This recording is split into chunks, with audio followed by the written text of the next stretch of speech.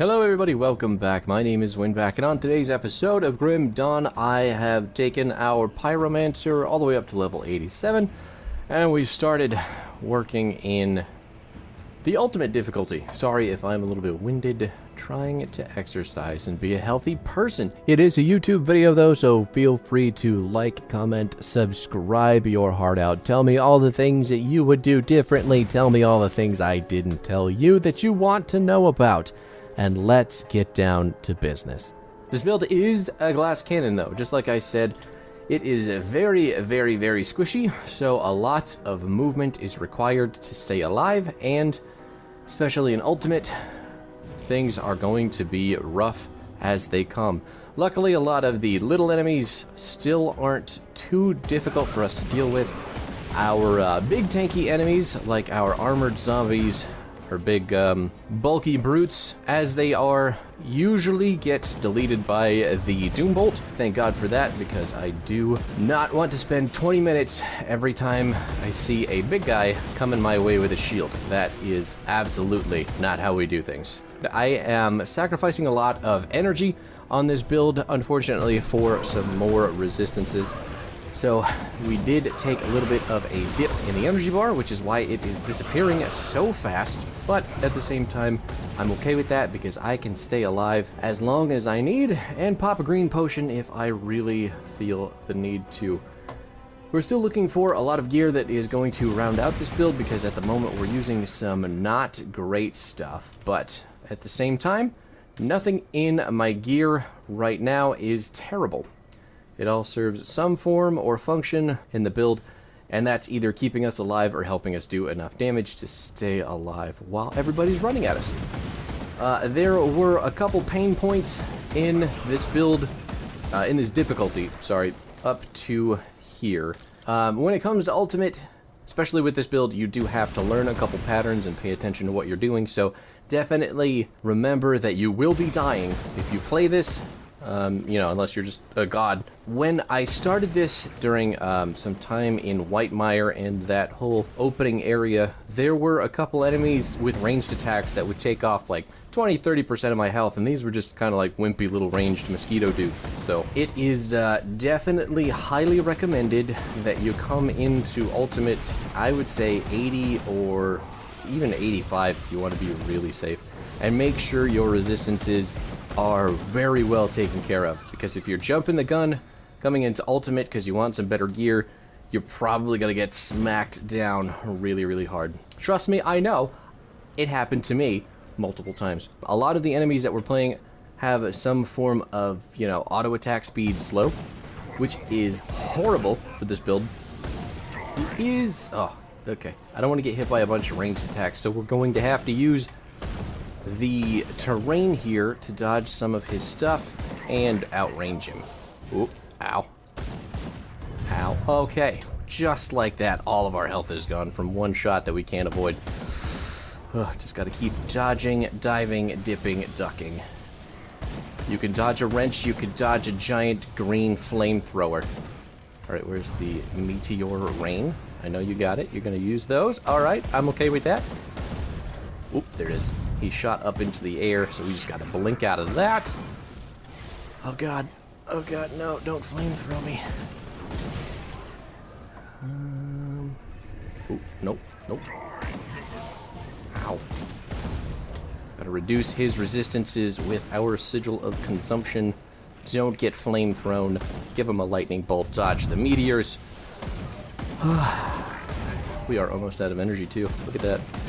Luckily, the terrain inside here was really helpful for dodging a lot of his shit, so not what I would call one of the hardest bosses to deal with, but still is going to delete you in an instant if you are not dodging the big damage. Let's see what else we got here. Absolutely nothing. I love it. Anything on the weapon racks? No? Good.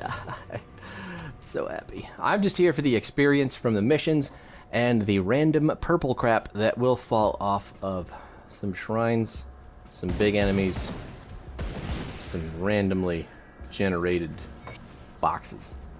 I'm not going that way yet. I am going to return all the stuff, because I'm pretty sure we picked up the Legion supplies. I will show you guys my gear at the end of the video, if you're at all interested in that, and you can kind of see what we're rocking with. I will go deal with the witch for some free XP. I'm never going to kill Anastasia because I don't really care whether or not she lives, but she does sell some augments that are decently tuned for defensive stats. That's fine. Actually, let's go look at the stuff that she sells here. It's going to give Aether resistance, Fire and Cold resistance, and then Cold and Lightning resistance. So, we do want to make sure that Anastasia is reputation farmed up, and we want to get to that revered status with her. Where is she? The Outcast. Oh, we are very close. So, I do definitely want those augments. My Aether resistance is about 10% shy of being maxed. My poison resistance was initially really bad, but because I have the Blood of Dreeg and Aspect of the Guardian, anytime that I hit my heal, I get a shitload of poison acid resistance, so I'm not super concerned about having those resistances too high, because I've got a lot of points in those, and I have Monster Infrequent that lets me keep them up for a long time. You can see it's still going here, and the cooldown has already come back, so it's basically a permanent boost that we're getting from there, on top of the heal that it gives us if we actually need to do that. I just want to get up to the Necropolis so I can get another big XP boost. I'd really like to be level 90 by the, not the end of this video, but by the time I'm getting bored with this build. And then I can put it down and pick up another build and be happy that I committed enough experience and playtime to this one. As it stands right now, I need to get to Act 5. I need to do some journeying through Gloomwald and Ugenbog so I can get another one of these Monster Infrequent crossbows. It's the one that lets your Fire Strike pierce and... oh. Comes with a lot of attack speed. But the one I am currently using, I picked up in Elite, and I need to blink out. Jesus. I picked up an Elite. It's a level 70 item. If I can get one higher level than that, this build will probably be a lot better off for farming an ultimate. So let's keep moving forward. We've made it to the gates of the Necropolis. Stay back there. Look at this. It's still amazing how far away you can kill people, especially in these, like, corridors. As long as the enemy doesn't have some sort of movement or, like, mega speed ability like the Flesh Hulks do, you're basically safe to just unload like you're in the trenches of World War I. Oh my god. Until you find these guys. And they just run at you with lightning fucking speed. Doombolt him again. Blink away. There is an opportunity to blink away from these enemies after they have used their move speed. So they'll speed up, they'll get ready to hit you, and that is when you blink. Because the movement speed that they have is a cooldown dependent ability. So you can kind of dodge it. They'll speed up, run at you, take a swing, and that's when you dodge. You'll avoid the auto attack, and you can waste their movement too. Probably not super important, because there are usually tons of those things at this point in the game, but if you're ever up against one big scary one, that is how the mechanic works. As long as you have an ability that's going to get you away instead of going forward. And that would be things like Disorder here, which just blink us wherever we want to. The Disengage abilities are really good for jumping backwards, and there are charge abilities that will let you go in any direction as well. So time those bad boys good. Don't get yourself punched into a bloody pulp. Blink out. Don't want to get cornered and swarmed either. Really, there's not a whole lot to Ultimate that's different from the previous two difficulties, other than everything can kill you a lot faster. So if your kit is lacking in the survivability or the damage or any number of things, in Ultimate, that's usually a pretty good indicator that the build probably can't make it. And we're going to open up this monster shrine, and you guys are going to see just how difficult it is to live in the face of exceedingly thick and dangerous enemies. It's an Aether Shrine, too.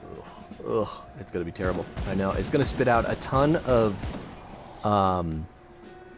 hulks. Oh, it didn't. Didn't even spit out one. We might actually have a lucky go here. He just ran at us. We blinked away from him. Moving a little bit. Just got to kite back towards the choke. Got me that time.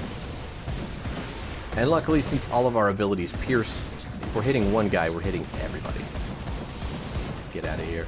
Nice. Knocked him down. Get the health back.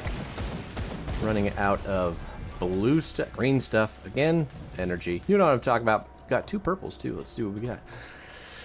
Both things I already have. Would you look at that? We got 2 fiend scale jackets and another pair of void steel gauntlets. The basic version of void steel gauntlets were pretty useful, but after that, the stuff that they give you points in doesn't apply to either of my classes anymore, which is unfortunate. Just super unfortunate. That's why we're using the mythical Turin's grips right now, because they are giving points to explosive strike, I think it is. Alright. One of these is going to turn into an amalgamation, isn't it? Yep, he just popped out of there. Gotta get that going. Keep the big boys away from us. These things are tanky as fuck, and they hit just like the big boss ones do. It was that move specifically from the regular amalgamation that killed me 2-3 times. It was absolutely ridiculously annoying. Alright, we got the big boy down. Get the big crystal boy down next. There he goes. I would like my lightning back, please. Red lightning is way cooler than blue and yellow lightning, but it turns out yellow lightning is actually the most damaging. It's only yellow because of this thing, too. Bloodsworn Sigil of the Void. It also takes that 100% vitality damage, converting it into fire damage. So our Doom Bolt is now doing fire and chaos, which are our main damage types. So it's perfect, except for the color. I'll take some easy XP off of the shrine. Still doing absolute wonders with these stun jacks when stuff gets close to me. As long as it doesn't have super high resistances to this stuff, they don't deal damage when they get this close. And usually it's only the big guys who do have the resistances to those things. We have 2 levels left worth of 2 skill points per level, and then once we hit level actually maybe it's 3 levels. I think once we hit level 91 we go down to 1 skill point per level, so things are going to get pretty gross soon. And then obviously once we hit level 100 we're just out of points entirely, and we have to make do with what we got. So hopefully this build is going to make it through the heavier stuff. I definitely know Nemesis farming is going to be difficult. Very, very difficult. But then again, I might actually be able to kill Chupacabra with this build, so that'd be pretty cool, right? Get the old salty run back on the infinitely spawning she-beast of Gloomwald. I still have to do the John Bourbon clone video, the secret boss number 1, and that actually takes place here. But I don't have any of the materials for it, and I'm not going to touch that bad boy until I am level 100, so it's a little bit rough to do on my Reaper at the moment, too, because his clones live a long time. But if I just spoiled some of the game for you, my apologies. I'll have that video around eventually, so you can check it out if you're interested in those secret bosses. But that is honestly taking a backseat to the builds right now. I'm having fun experimenting with stuff. just gets a teeny bit boring when you hit those big long stretches of no gear gain. Nice. Killed it through the stairs. That's the only real trouble with grinding in this game. Because when you hit like these big instances of, I don't know, maybe 10, 15 levels without the gear that you want, or an adequate replacement for the gear that you have, it's like, I'll just make a new character and find the gear that I want on that one. At least that's the trouble that I run into. Maybe you don't. This is currently what I'm building towards, the Harbinger of Eternal Suffering. I want this set. We're about 6 levels away from it, but getting this set would be pretty important for the build, and it'll help me take the Ugdenbog Arcane Weaver out of the equation as my one and only usable weapon for this build, so that would be really cool. But all that being said, you can kind of take a look at the build right now. We'll show you this before we shut it down. The hat I'm currently wearing is Valdun's hat. I don't have anything else for this set, unfortunately, but the 3 to Brimstone, the Vitality and Elemental Resistance, and the Health are all very, very good, as well as giving us 10% bonus attack speed just for using a two-handed ranged weapon. Pretty good. The Arcane Weaver, still extremely strong item. This is level 70, and I am still using it at level 88 in Ultimate, so you're welcome. The Mythical Tainted Ruby of Gardal. Got 3 to Brimstone and 3 to Soleil's Witchfire. Pretty good stuff there, even though this is more geared to an Oathkeeper build. That's fine, because the passive that this one gives us is giving us fire and chaos damage, with 10% of our attack damage converted to health and a slow. Really, really strong stuff for our full range build. Vestments of Severed Faith give you a really big boost to Doombolt with +3, and they're also giving you another passive that is activated all the time, which gives you 20% Aether resistance, healing effects increased, as well as fire and chaos damage. So really, really strong stuff there. That also extends to your party if you have one. Awesome, awesome, awesome. Can't wait to get the mythical version of that. And then Turin's Grips are 2 to Explosive Strike, 13% to attack speed, as well as some fire damage. So not the worst thing in the world. Definitely better options, but don't sleep on Turin's Grips if you're building this character. That is it, though. I will see you guys next time. Thanks so much for hanging out. Peace out.